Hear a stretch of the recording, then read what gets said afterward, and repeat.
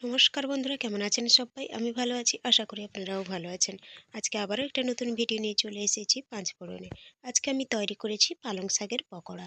একঘেয়েমি পালং শাক না খেয়ে যদি মাঝে মধ্যে এইরকম পকোড়া বানিয়ে নেওয়া যায়, তাহলে কিন্তু দুর্দান্ত হয়।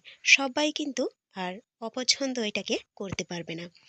তাহলে চলো কেমন বানালাম সেটাই দেখে নেওয়া যাক। দেখো, এখানে আমি পালং শাক ধুয়ে পরিষ্কার করে নিয়েছি। এবারে এদিকে নিয়েছি ডাল, মুগ ডাল আর মসুর ডাল আমি একসঙ্গে ভিজিয়ে রেখেছি 1 ঘন্টার আগে থেকে। আপনারা যে কোনো একটা নিতে পারেন। এখানে নিয়েছি কাঁচা লঙ্কা, আদা, কাঁচা লঙ্কা কুচি, পেঁয়াজ কুচি আর ম্যাগি মশলা। এবারে আমি পালং শাকগুলোকে কেটে নেব। খুব বেশি বড় বা খুব বেশি ছোট সেরকম কোনো মাপ নেই, একটু বড় বড় কাটলেই বরং ভালো। তো দেখো কাটা হয়ে গেছে। এবারে এর মধ্যে আমি দিয়ে দেব লবণ। লবণ দিয়ে ভালো করে একটু শাকটাকে মেখে নেব। এই পর্যায়ে এসে যদি বন্ধুরা লাইক দিতে ভুলে গিয়ে থাকেন, তাহলে অনুরোধ করব একটা লাইক দিয়ে দেওয়ার। আর আজকের ভিডিওটা যদি ভালো লাগে, তাহলে অনুরোধ করব আপনারা আপনাদের আত্মীয় স্বজনদের সঙ্গে একটা হলেও শেয়ার করে নেবেন। আর এই ভিডিওটা যদি নতুন কোনো বন্ধু দেখে থাকেন, তাহলে অনুরোধ করব আমার চ্যানেলটিকে সাবস্ক্রাইব করে পাশে থাকা বেল আইকনটি প্রেস করে অল নোটিফিকেশন করে দেওয়ার। তাহলে সবার আগে আপনার কাছে প্রত্যেক দিনের ভিডিও পৌঁছে যাবে। তো দেখো, এখানে আমি ডালগুলোকে বেটে নেব। ডালের মধ্যে যাতে জল না যায় বেশি সেটাই দেখবেন। ডালটাকে কিন্তু বেশি পাতলা করে বাটা যাবে না। এর মধ্যে হাফ ইঞ্চি আদা আর দুটো কাঁচা লঙ্কা দিয়ে পেস্ট করে নেব। তো দেখো পেস্ট হয়ে গেছে। এবারে আমি শাকটাকে চেপে চেপে একটু জল বের করে দেব। বেশি জল থাকলে কিন্তু পকোড়া বানানো যাবে না, তাই একটু হালকা চেপে নিয়ে জলটা বের করে দেবেন। আর এই ভিডিওটা যদি কোনো বন্ধু ফেসবুক থেকে দেখে থাকেন, তাহলে অনুরোধ করব চ্যানেলটিকে সাবস্ক্রাইব করে লাইক, শেয়ার আর কমেন্ট করে দেওয়ার। নতুন বন্ধুদের সঙ্গে পুরাতন বন্ধুদেরও অনেক অনেক ধন্যবাদ আমার ভিডিওটি দেখার জন্যে। দেখো শাকটাকে আমি জল চেপে বের করে দিয়ে নিয়ে নিলাম বেটে রাখা ডাল, পেঁয়াজ কুচি নিয়ে নেব, কাঁচা লঙ্কা কুচি আর দিয়ে দেব এখানে 2 চামচের মতো বেসন। বেসনটা না চাইলেও দিতে পারেন, না দিতে চাইলে, কিন্তু আমি দিয়েছি আরও একটু বেশি ক্রিস্পি করার জন্যে। এবারে দিয়ে দেব হাফ চামচের মতো লঙ্কার গুঁড়ো। ঝালটা যে যেরকম পছন্দ করবেন সেই রকমই দেবেন এখানে। আর হাফ চামচের মতো দিয়ে দেব হলুদের গুঁড়ো আর হাফ চামচের মতো দেব গোটা জিরে। এবারে আমি এটাকে মেখে নেব, কিন্তু আরেকটা জিনিস ভুলে গেছি, সেটা আমি পরে অ্যাড করেছি।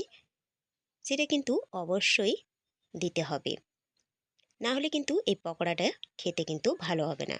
তো সেটা হলো ম্যাগি মশলা। ম্যাগি মশলা না হলে আমচুর পাউডার আর না হলে চাট মশলা, এই তিনটের মধ্যে যেটাও কিন্তু একটা ব্যবহার করতেই হবে। তাহলে কিন্তু পকোড়াটা খেতে খুবই ভালো লাগবে। দেখো ভালো করে কিন্তু হাত দিয়ে মেখে নিচ্ছি, এখনও কিন্তু লবণ অ্যাড করিনি। এবারে কড়াই বসিয়ে দিয়ে কড়াইতে বেশি পরিমাণে একটু তেল দিয়ে দিলাম। তেলটা গরম হতে হতে এদিকে ব্যাটারের মধ্যে এবারে লবণ মাখিয়ে নেব। যেহেতু লবণ আগে ছিল, সেই বুঝে লবণটা দিতে হবে। লবণ দিয়ে ভালো করে একটু মেখে নিলাম। মেখে নিয়ে তেল গরম হয়ে গেলে এবারে পকোড়ার শেপে তেলের মধ্যে দিয়ে দেব। বন্ধুরা, একই রকম একঘেয়েমি পালং শাক রান্না না করে যদি মাঝে মধ্যে এরকম পকোড়া করেন, তাহলে কিন্তু ছোট থেকে বড় সবাই কিন্তু খেতে খুবই ভালোবাসবে। কেউ কিন্তু না বলতে পারবে না। এই পকোড়াটা একবার খেলে কিন্তু বারবার একইভাবে ভেজে খেতে ইচ্ছে করবে, এতটাই সুন্দর হয় খেতে।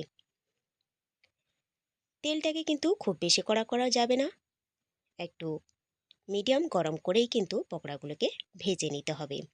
পকোড়াগুলোকে দুবার ভাজবো, তাহলে কিন্তু বেশি ক্রিস্পি হবে।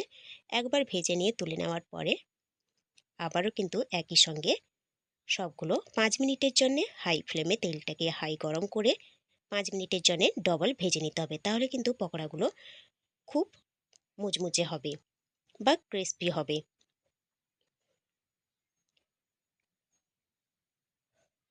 বন্ধুরা, আপনাদের এই ছোট্ট ছোট্ট একটা লাইক আর কমেন্ট কিন্তু আমাদের ইন্সপায়ার করে পরবর্তী ভিডিও দেওয়ার জন্যে। তাই অবশ্যই লাইক আর কমেন্ট কিন্তু করতে ভুলবেন না। আর এই পকোড়াটা যদি কেউ দেখে বানান তাহলে কিন্তু আপনার খেতে কেমন লাগলো সেটা কিন্তু কমেন্ট বক্সে জানাতে ভুলবেন না। দেখো, পকোড়াগুলোকে এপিট ওপিট করে ভেজে তুলে নিচ্ছি। এখনই কিন্তু পুরো ভাজবো না, লাল করব না, তুলে নিচ্ছি। আবারও যেহেতু ভাজতে হবে তাই একবার এই পর্যায়ে একটু হালকা লাল করে তুলে নিলাম। দ্বিতীয়বারে পুরোপুরি লাল করে তুলে নেব। তো দেখো, বাকি যেগুলো আছে সেগুলোও একইভাবে ভেজে নেব।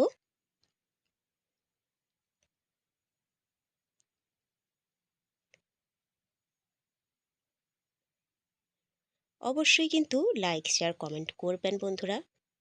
আপনাদের এই ছোট্ট ছোট্ট লাইক আর কমেন্ট কিন্তু আমাদের ইন্সপায়ার করে পরবর্তী ভিডিও দেওয়ার জন্যে। অনেক অনেক ধন্যবাদ আপনাদের, আপনাদের মূল্যবান সময় দিয়ে আমাদের ভিডিওটা দেখার জন্যে অনেক অনেক ধন্যবাদ আপনাদের। তো দেখো, দ্বিতীয়বারেও পকোড়াগুলোকে উল্টে পাল্টে ভেজে নিলাম। এবারে কিন্তু তেলটাকে হাই হিট করে 5 মিনিটের জন্যে সবগুলোকে একসঙ্গে দিয়ে নেড়েচেড়ে ভেজে তুলে নিয়েছি। দেখো, কালারটাও একটু চেঞ্জ হয়েছে আর এর ফলে কিন্তু বেশি ক্রিস্পি হয়। আর কেমন মুচমুচে হয়েছে শব্দটা আমি শুনিয়ে দিচ্ছি, সেটা শুনে নিন। কতটা মুচমুচে হয়েছে আওয়াজটা শুনে নাও।